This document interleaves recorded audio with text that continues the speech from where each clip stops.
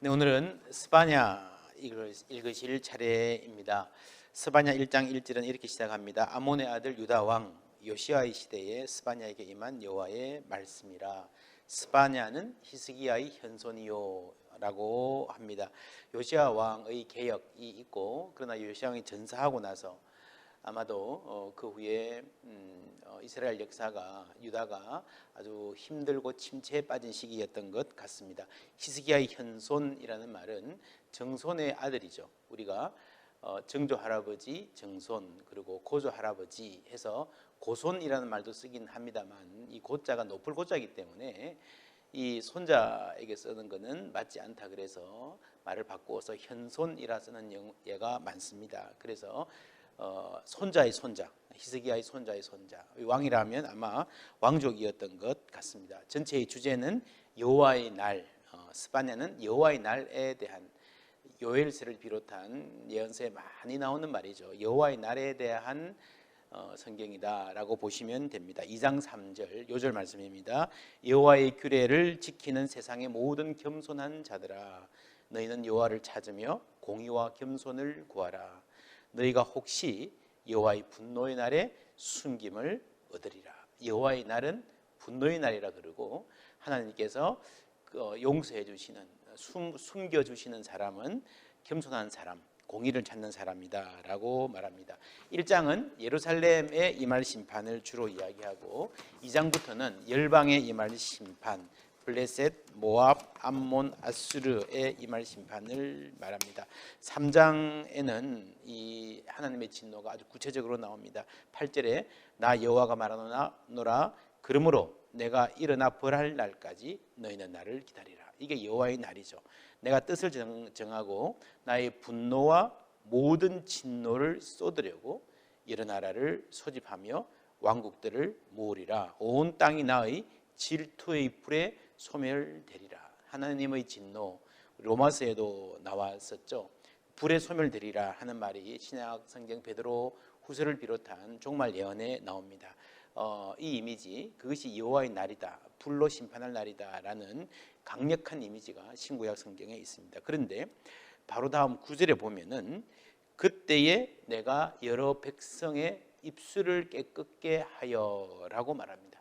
이 불이 진노의 불인데 심판에서 모든 것을 다 파괴하는 불처럼 보이지만, 사실은 그 심판을 거치면서 백성들을 깨끗하게 할 것이다, 정결케 하는 불이다 라는 메시지가 있습니다. 그래서 그 불이 지난 다음에 백성들이 여호와의 이름을 부르며 하나님을 섬기게 될 것이다 라고 하는 불 이후의 소망의 메시지를 전합니다. 신약성경 베드로후서에도 땅이 모두 불타고 풀어지겠지만, 그러나 우리는 의에 거하는 바 새하늘과 새 땅을 볼 것이다 라고 말하거든요.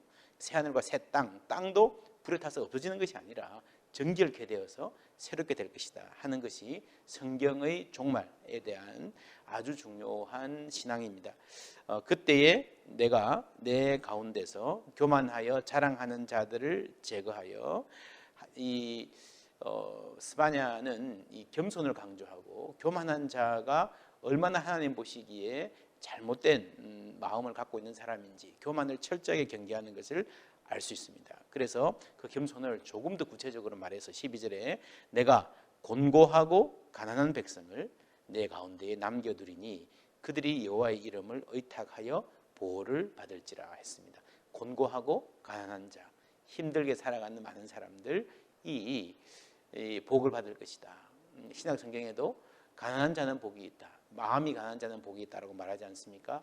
그래서 아무래도 많이 가진 사람은요 교만하기 쉽고, 가난한 사람들은 겸손할 가능성이 많다라고 성경은 말하죠. 그러나 가난하기 때문에 하나님께 복을 받는 게 아니고, 내 가난 때문에, 나의 무능과 연약함 때문에 여호와의 이름을 의탁하고 하게 될 때에, 그때에 하나님이 복을 주신다라고 말합니다. 그리고 이 스바냐는 아름다운 언어로 하나님께서 우리를 얼마나 기뻐하시고 우리 존재 자체를 사랑하시는지를 말하고 있습니다. 너희 하나님 여호와가 너희 가운데 계시니 그는 구원을 베푸실 전능자이시라. 그가 너로 말미암아 기쁨을 이기지 못하시며 너를 잠잠히 사랑하시며 너로 말미암아 즐거이 부르며 기뻐하시리라 하는 이 귀한 말씀, 아름다운 하나님의 사랑의 고백이 나 때문에 기쁨을 이기지 못하시며 좋아서 어쩔 줄 모르시는 그 하나님의 사랑이 스바냐, 이 심판의 메시지가 이어지는 가운데에 중간에 나와 있습니다. 스바냐의 결론은 그렇습니다. 4장 19절 20절 그때에 내가 너를 괴롭게 하는 자를 다 벌하고 저는 자를 구원하며 쫓겨난 자를 모으며 내가 그때에 너희를 이끌고 그때에 너희를 모을지라. 내가 너희 목전에서 너희의 사로잡힘을 돌이킬 때에 너희에게 천하 만민 가운데서 명성과 칭찬을 얻게 하리라 여호와의 말이니라 하고 있습니다. 쫓겨난 자, 흩어진 자를 다시 모을 것이다.